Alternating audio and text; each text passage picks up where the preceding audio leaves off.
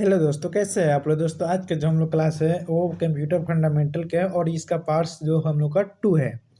तो इसमें हम लोग क्या पढ़ेंगे, इसमें हम लोग पढ़ेंगे आकार के आधार पे, उद्देश्य के आधार पे और अनुप्रयोग के आधार पे। तो दोस्तों जैसे जैसे हर चीज़ का विकास होता जाता है उसी तरह कंप्यूटर का भी विकास होता गया। तो उसमें उसमें हम लोग इसको प्रकार अलग अलग प्रकार कर दिए। एक में प्रकार कर दिया आकार के आधार पे, दूसरा में उद्देश्य के आधार पे, तीसरा में अनुप्रयोग के आधार पे। तो वो सभी चीज़ का वीडियो आज हम इस विषय में पढ़ेंगे। तो चलिए बिना टाइम गंवाए हुए अपना वीडियो स्टार्ट करते हैं। आधार में इसमें चार होता है। एक होता है सुपर कंप्यूटर, दो में मिनी कंप्यूटर, चार मेन फ्रेम कंप्यूटर और पांचवा में क्या होता है माइक्रो कंप्यूटर। तो वो सभी कंप्यूटर्स इस वीडियो में पढ़ेंगे। और इसमें क्या है, दूसरा में जो तो वो फर्स्ट में जो होता है आकार के आधार पे था, दूसरा में क्या है उद्देश्य के आधार पे। तो उद्देश्य के आधार पे क्या होता है सामान्य और विशिष्ट। तो इसमें क्या होता है सामान्य मतलब जनरल पर्पस है और विशिष्ट में होता है स्पाइसी, मतलब कुछ अलग तरह का कंप्यूटर होता है। अगला जो हम लोग का है अनुप्रयोग के आधार पे। तो अनुप्रयोग के आधार पे क्या होता है analog computer, digital computer, hybrid computer. तो हम लोग इस वीडियो में तो नहीं, नेक्स्ट वीडियो में पढ़ेंगे। एनालॉग में जिसमें डिस्प्ले नहीं होता, विदाउट डिस्प्ले काम करता है। डिजिटल मतलब जिसके पास डिस्प्ले होता है उसे हम डिजिटल कंप्यूटर कहते हैं। हाइब्रिड का होता है दोनों मिलकर एक साथ बनता है तो हाइब्रिड कंप्यूटर कहला जाता है। तो आगे क्या है हम लोग का, आगे हम लोग जो पढ़ने वाले हैं उद्देश्य और अनुप्रयोग के आधार पर पढ़ने वाले हैं। तो जो हम लोग को आकार के आधार पर जो पढ़े हुए थे फर्स्ट में सुपर कंप्यूटर। तो सुपर कंप्यूटर क्या होता है, सुपर कंप्यूटर एक ऐसी कंप्यूटर होता है जो बहुत बड़ी मात्रा में डाटा को बहुत तेज़ी से प्रोसेस करता है। तो इसको ऐसे याद रखना है, बहुत बड़ी मात्रा होता है जो डेटा को बहुत तेज़ी से प्रोसेस करता है। ठीक है, बहुत बड़ी मात्रा में डेटा को बहुत तेज़ी से प्रोसेस करता है। तो ये हम लोग को सुपर कंप्यूटर कहलाता है। तो सुपर कंप्यूटर जैसे क्या होता है, कैसे काम करता है, वो सभी चीज़ देखते हैं क्या है। तो सुपर कंप्यूटर जो होता है पैरेलल प्रोसेसिंग द्वारा काम करता है। किस प्रोसेसिंग द्वारा, कोई आदमी पूछता है सुपर कंप्यूटर किसके थ्रू काम करता है, पैरेलल। याद रखिएगा पैरेलल प्रोसेसिंग।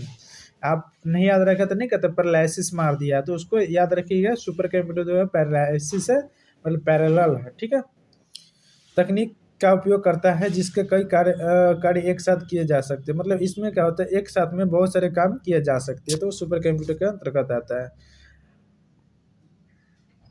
अगला जो हम लोग का है, अगला जो है आकार के आधार पे जो हम लोग पढ़ रहे हैं सुपर कंप्यूटर का ही भाग है। इसका जो होता है इसका प्रयोग अगर पूछा जाता है कहाँ कहाँ होता है, तो इसका प्रयोग जो होता है वैज्ञानिक करता है। वैज्ञानिक अपने काम में अनुसंधान में करता है, मौसम की जानकारी लेने के लिए आता है, परमाणु परीक्षण में किया जाता है, अंतरिक्ष अनुसंधान में किया जाता है, कृषि में किया जाता है। तो इसका जो काम होता है अलग अलग बड़े बड़े काम में किया जाता है। जैसे कि मतलब वैज्ञानिक कोई चीज़ की खोज करता है तो कुछ इस तरह का कंप्यूटर का आविष्कार करता है, मतलब छोटा मोटा का नहीं। मौसम का विभाग जो पता लगाता है, मतलब आप घर बैठे कितने घंटे के बाद बारिश होगा, कितने घंटे के बाद क्या होगा ना होगा, तो मौसम के बारे में जानकारी देता है। तो ये सब कौन देता है, सुपर कंप्यूटर। परमाणु परीक्षण करता है, जैसे कि परमाणु बम जानते हैं ना, तो उसी तरह क्या जाता है परमाणु परीक्षण करता है, अंतरिक्ष जाता है। तो ये सभी काम कौन करता है, सुपर कंप्यूटर काम करता है। आगे जो है, आगे जो हम लोग का क्या है, ये ये जो होता है सुपर कंप्यूटर सबसे पहले कहाँ बना था। तो सबसे पहले आपको याद रखना है कि अमेरिका में बना था। इसका नाम रखा गया था क्रे 1। ठीक है, और इसका जो होता है 1979 ईस्वी में ये बन के तैयार हुआ था। और भारत में जो होता है परम आया था 2000 में से दो ईस्वी घटाते तो 1998। तो भारत 1998 में बनाया था। कौन सा बनाया था, जिस कंप्यूटर का नाम था परम था। और अमेरिका जो बनाया था क्रे 1 था। तो आपको ये याद रखना पड़ेगा, कोई ना कोई क्वेश्चन में आ सकता है। इसका हम एक फंडामेंटल का एक टेस्ट भी लेंगे और इसका एक क्वेश्चन भी डालेंगे, क्वेश्चन आंसर। तो आप इसको ध्यान से देख लीजिएगा। चलिए आगे देखते हैं। दूसरा में हम लोग क्या है मिनी कंप्यूटर। तो मिनी करने से क्या होता है, छोटा कंप्यूटर जो हम कहीं भी बैग में कस के ले जा सकते हैं, बैग में रख लेते हैं और ले जा सकते हैं। तो इसका क्या होता है आकार बहुत ही छोटा होता है, मगर कीमत और स्पीड माइक्रो होगा, यहाँ पे गलत लिखा हुआ है माइक्रो माइक्रो माइक्रो कंप्यूटर से अधिक होता है, जो कि माइक्रो कंप्यूटर हम लोग नीचे पढ़ेंगे। तो इसमें क्या होता है, इसका तो आपको देखने माइक्रो करने से ये अर्थ होता है क्या, माइक्रो करने से मतलब क्या होता है, छोटा से छोटा, मिनी मिनी मतलब मीडियम मीडियम मान लीजिए, मीडियम तरह का होता है वो, ठीक है। तो इसमें क्या होता है, इसमें क्या होता है कि भाई ये जो काम होता है, ये एक समय में एक से अधिक व्यक्ति काम कर सकता है। जैसे कि एक से अधिक व्यक्ति का काम मतलब, जैसे कि मान चलिए हम फोटोशॉप की नॉलेज है मेरे पास, तो हम फोटोशॉप खोल भी सकते हैं। अगर किसी के पास एम एस वर्ड का नॉलेज है तो एम एस वर्ड खोल सकता है। किसी के पास पेंट का नॉलेज है तो पेंट खोल के, ये तीनों आदमी अलग अलग होता है, अलग अलग, या एक ही आदमी जानकारी हो तो एक ही आदमी तीनों अलग अलग काम कर सकता है। तो एक बार में ही किया है, नहीं कि अलग अलग एक बार बंद कर दिया फिर उसके बाद दूसरा खुला, तो ऐसा नहीं होता है, एक ही बार में काम होता है। तो चलिए इस चीज़ को आप समझ गए होइएगा। इसका प्रयोग कहाँ जाता है, इसका प्रयोग जो होता है छोटे छोटे कंपनी में किया जाता है। तो इसका जो प्रयोग जो होता है छोटे छोटे कंपनी में किया जाता है। चलिए तीसरा जो है हम लोग को मेन फ्रेम कंप्यूटर। तो आपको जो होता है मेन फ्रेम, सुपर कंप्यूटर समझ में आ गया, माइक्रो कंप्यूटर समझ में आएगा, और तीसरा जो मेन फ्रेम। देखिए इसमें आपको देखने से क्या लगता है कि भाई इतना बड़े बड़े लगाया हुआ है, डिस्प्ले दिया हुआ है यहाँ पे, तो इसका जो होता है ये सुपर कंप्यूटर की तरह ही जैसा होता है। तो इसका मेन फ्रेम में क्या होता है, कि मेन फ्रेम कंप्यूटर एक शक्तिशाली और उच्च क्षमता वाला कंप्यूटर होता है। तो इसका जो हम लोग को जो सवाल का जवाब देना है, एक शक्तिशाली और उच्च उच्च क्षमता वाला होता है, जिसे बड़े पैमाने पर डेटा प्रोसेसिंग और मल्टी यूजर सपोर्ट के लिए डिजाइन किया गया है।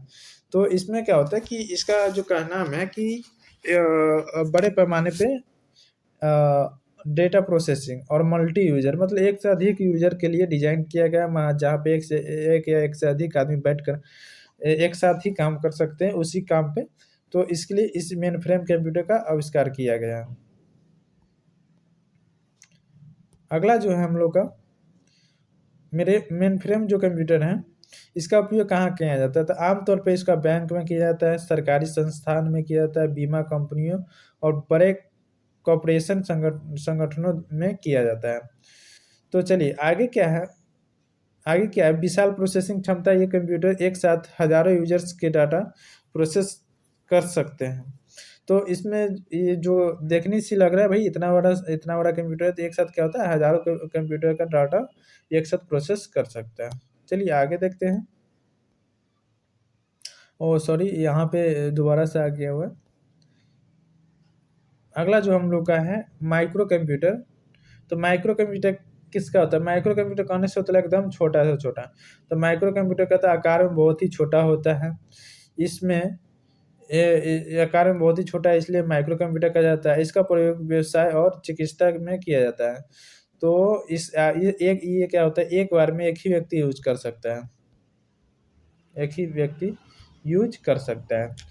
तो ये आप एक चीज आपको समझ में आ गया होगा। अगला जो हम लोग को टॉपिक रहेगा, अगला जो हम लोग का टॉपिक रहेगा उद्देश्य के आधार पे और अनुप्रयोग के आधार पे। ये सभी टॉपिक हम जिसमें पढ़ेंगे। तो उद्देश्य के आधार पे हम लोग क्या पढ़ने वाले हैं, तो उद्देश्य के आधार पे हम लोग पढ़ेंगे सामान्य, विशिष्ट और अनुप्रयोग के आधार पर पढ़ेंगे एनालॉग, डिजिटल और हाइब्रिड, ये सभी पढ़ने वाले हैं। तो दोस्तों अगर वीडियो अच्छा लगा तो वीडियो को लाइक, सब्सक्राइब एवं शेयर करिएगा। फिर मिलते हैं नेक्स्ट वीडियो में, तब तक के लिए जय हिंद, जय भारत।